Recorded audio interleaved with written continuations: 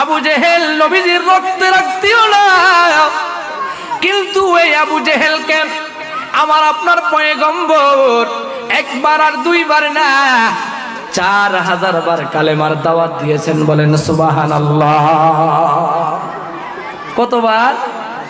4000 বার কালেমার দাওয়াত দিয়েছে, কিন্তু এই আবু জেহেল কালিমা গ্রহণ করে নাই। কালেমা গ্রহণ করবে তো দূরের কথা, বরং নবীজিকে হত্যা করবার লক্ষ্যে, হত্যা করবার জন্য একবার আর দুইবার না 100 সহস্রবার নবীজিকে হত্যা করার জন্য চেষ্টা করেছি।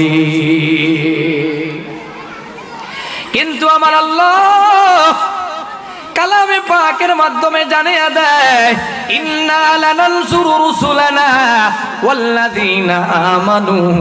আমার আল্লাহ তার কালামে পাকের মাধ্যমে জানিয়ে দেয়, নিশ্চয়ই আমি আল্লাহ পয়গম্বরদেরকে সাহায্য করে থাকি। ওয়াল্লাযীনা আমানু, এবং যারা পয়গম্বরের সাথে ঈমান এনেছে। সাহাবায়ে কেরামদেরকেও আল্লাহ সাহায্য করেছেন, নবীদেরকে আল্লাহ সাহায্য করেছেন, নবীদেরকে আল্লাহ মাসুম রাখছেন, সাহাবায়ে কেরামদেরকে আল্লাহ সাহায্য করেছেন। এমনকি যারা ঈমান আনবে তাদেরকেও সাহায্য করবেন। কে? চিৎকার দিয়া কর, আরো জোরে বলেন, সাহায্য করেন কে? আমাদেরকে সাহায্য করেন কে? চিৎকার দিয়া বলেন। আমাদেরকে হেফাজতে রাখেন কে? আওয়াজ দিয়ে বলেন। আল্লাহ রাখে না? রাখে না? কথা বলেন, আল্লাহ রাখে না? কিভাবে আল্লাহ হেফাজতে রাখেন আমি আপনাদেরকে একটা উদাহরণ দিলে বুঝবেন। আপনি আমি যখন জাগ্রত থাকি,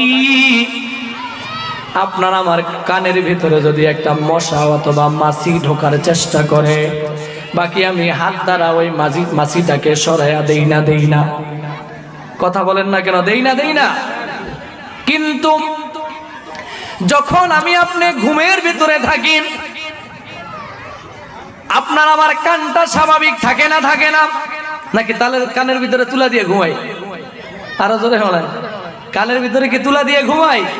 না, কানের ভিতরে তুলা দিয়া ঘুমাই না, নাকের ভিতরে তুলা দিয়া ঘুমাই না।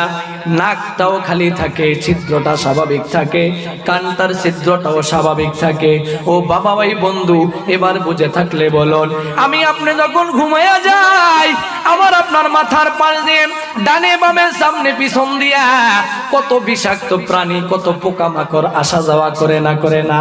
কিন্তু কোনো সময় তো একটা পোকা কানের ভিতরে ঢোকে না, একটা পোকা নাকের ভিতরে ঢোকে না, একটা বিষাক্ত পোকামাকড় মুখের ভিতরে ঢোকে না।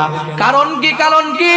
বলে আমাকে আপনাকে হেফাজতে রাখার জন্য আমার আল্লাহ নির্ধারিত ফেরেশতা রাখছেন। আমার আল্লাহ যখন আমি আপনি ঘুমিয়ে যাই, তখন ওই ফেরেশতারা আমাকে আপনাকে পাহারাদারিতে নিযুক্ত থাকে। তাহলে আমাদেরকে হেফাজতে রাখেন কে? আওয়াজ দিয়ে বলেন। আমাদেরকে সাহায্য করেন কে? এই জন্য আমার পয়গম্বরকে আল্লাহ চূড়ান্ত পর্যায়ের সাহায্য করলেন।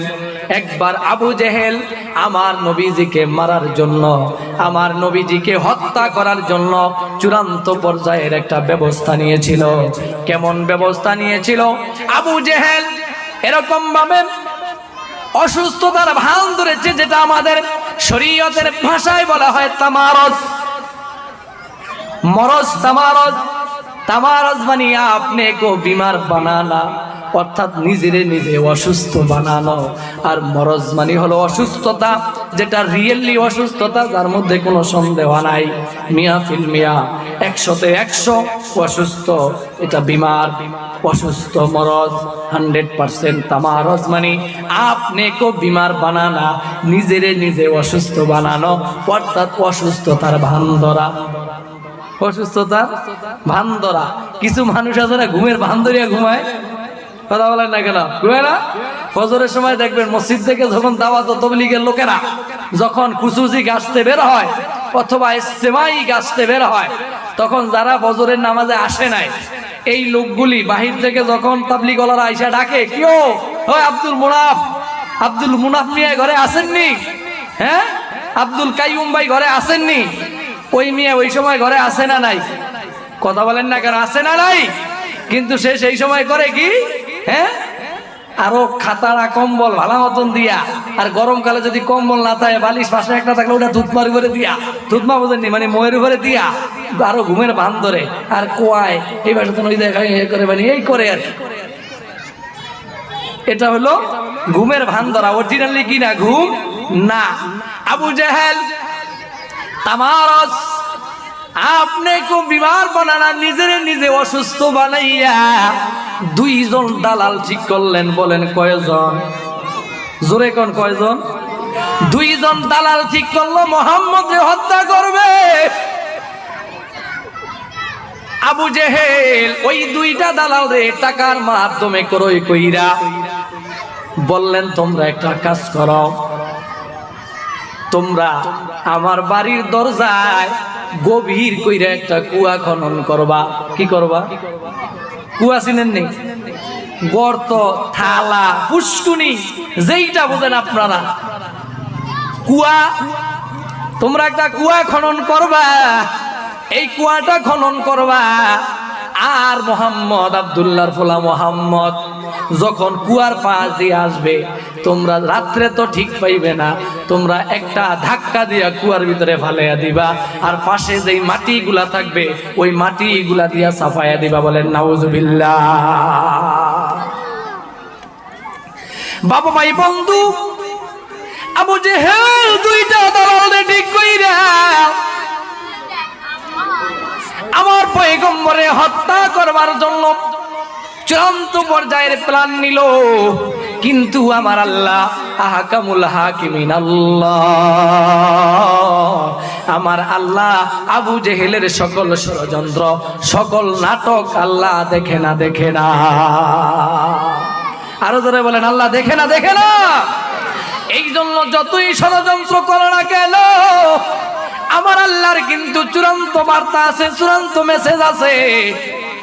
আমার আল্লাহ পয়গম্বরের সান্ত্বনা দিয়া যায়, নবী আমি আপনারে হেফাজত করব, এটা আমার সাথে ওয়াদা, আমি আপনার সাথে ওয়াদা দিলাম। ইন্না লানানসুরু রুসুলানা, ওগো নবী আপনারে নিয়ে যত ষড়যন্ত্র করো, অন্য এক আয়াতের ভিতরে আল্লাহ জানাইয়া দেয়, ওয়াইদ ইয়ামকুরু বিকাল্লাযিনা কাফারু লিউসবিতুকা লিয়াকতুলুকা ওয়ায়ামকুরুনা ওয়ায়ামকুরুনাল্লাহ ওয়াল্লাহু খায়রুল মাকিরিন। একজন হয়তো আরেকজনকে ফাঁদে ফালানোর জন্য ষড়যন্ত্র আমরা করে থাকি। কথা বলেন থাকি না, থাকি না? আমি আমার ভাইয়ের বিরুদ্ধে ষড়যন্ত্র করি, এমনও লোক আমার জানা মতে আছে, সন্তান বাবার ব্যাপারে ষড়যন্ত্র করেছে, কিভাবে বাবাকে ফাঁদে ফালানো যায়। এমন নিমক খারাপ, এমন বেঈমান সন্তানও আমাদের দেশে আছে না নাই? পক্ষান্তরে আবু জেহেল পয়গম্বরকে মারার জন্য ষড়যন্ত্র পাতাইলেন, দালাল ঠিক করলেও, কিন্তু আমার আল্লাহ সব কিছু দেখতে আছেন। আবু জেহেলের দুই দালাল গিয়া আবু জেহেল রে কয়, আমাদের গর্ত খোলা কমপ্লিট হয়ে গেছে, কমপ্লিট হয়ে গেছে, বাকি এখন আমরা তাকে যায়া কি জানাইব? বলে তোমরা গিয়া বলবা আপনার চাচা আবু জেহেল অসুস্থ, আপনারে কইছে একটু দেখা আসতে। আচ্ছা বাবা বন্ধু, এবার বুঝে থাকলে বলুন, আসলে কি অসুস্থ ব্যক্তিকে দেখতে যাওয়ার জন্য দাওয়াত দিছে, না আবু জেহেল পয়গম্বরের হত্যা করার জন্য দাওয়াত দিছে? আরো জোরে বলেন, কিসের জন্য দাওয়াত দিছে? কথা বলেন না কেন? কিসের জন্য? হত্যা করবার লক্ষ্যে দাওয়াত দিছে। কিন্তু লম্বা চূড়া ইতিহাস, একটা সময় আমার আল্লাহ পয়গম্বরের হেফাজত করলেন, পয়গম্বরের মেসেজ জানাইয়া দিলেন, নবী গো আপনি কিন্তু ওই আবু জাহিল্লার কথায় আবু জাহিলের দাওয়াতে আপনি অংশগ্রহণ করবেন না, ওই জায়গায় আপনার জন্য খারাপ একটা ইনফরমেশন আছে, খারাপ একটা বার্তা আছে। নবীজি গো, আপনি সেই দিকে একটা কদম লাগাইবেন না। ও বাবা ভাই বন্ধু, এবার বুঝে থাকলে বলুন, আমার পয়গম্বরের হেফাজত করছেন কে? এই মৃত্যুর সংবাদ আমার নবীজি জানার পর তারপর আবু জেহেলের কাছে নবীজি বারবার যাইতো। আমার পয়গম্বর জানতেন আমাকে হেফাজত করবেন আল্লাহ। এই জন্য কিতাবের ভিতরে একটা ট্রান্সলেশন আছে, আরবি একটা ট্রান্সলেশন আছে যেটাকে আমরা মাকুলা বলে থাকি, মান হাফিরা বিইরান লিয়াকিহি ফাকাদ ওয়াকা ফিহি। কিন্তু আমার পয়গম্বরের মনটা ভালো ছিল, পয়গম্বরের দিলটা ভালো ছিল, পয়গম্বরের মনটা এত ফ্রেশ ছিল। কিন্তু আবু জেহেল বিচক্ষণ ছিল, আবু জেহেলের ভিতরে হিকমত ছিল। আবু জেহেল উচ্চ শিক্ষিত ছিল, মারাত্মক উচ্চ শিক্ষিত ছিল। বাকি উচ্চ শিক্ষিত থাকার পরও কিন্তু আমার পয়গম্বর সার্বক্ষণিক চেষ্টা করত কিভাবে এই খারাপ লোকটারে ভালো করা যায়। ভালো করবার জন্য একবার আর দুইবার না, 4000 বার পয়গম্বর তার কাছে দাওয়াত নিয়ে গেল, কালিমার দাওয়াত নিয়ে গেছে। জানতো চূড়ান্ত পর্যায়ের শত্রু, কিন্তু তারপরও শুধুমাত্র কেবলমাত্র একমাত্র দিনের স্বার্থে, একমাত্র দিনের স্বার্থে কিভাবে ইসলামকে, ইসলামের পতাকাকে উড্ডীন করা যায়, কিভাবে ইসলামকে বিস্তৃত করানো যায়, ছড়ানো যায়, যার কারণে 1 বছর আর 2 বছর না, প্রায় 13টি বছর পর্যন্ত চরম চূড়ান্ত পর্যায়ের শত্রুর কাছেও আমার পয়গম্বর কালেমার দাওয়াত নিয়ে গেছেন, সেখানে যাওয়াটাও ক্ষান্ত করেন নাই। একটা সময় আবু জেহেল পয়গম্বরকে ব্যক্তিগতভাবে মানতে রাজি না হলেও একটা জিনিস তার মাথার ভিতরে ঢুকছে। বলে সেই জিনিসটা কি? বলে পয়গম্বর যেই কোরআনটা পড়ে, এই কোরআনের মোহাব্বতটা আবু জেহেলের মাথার ভিতরে ঢুকছে।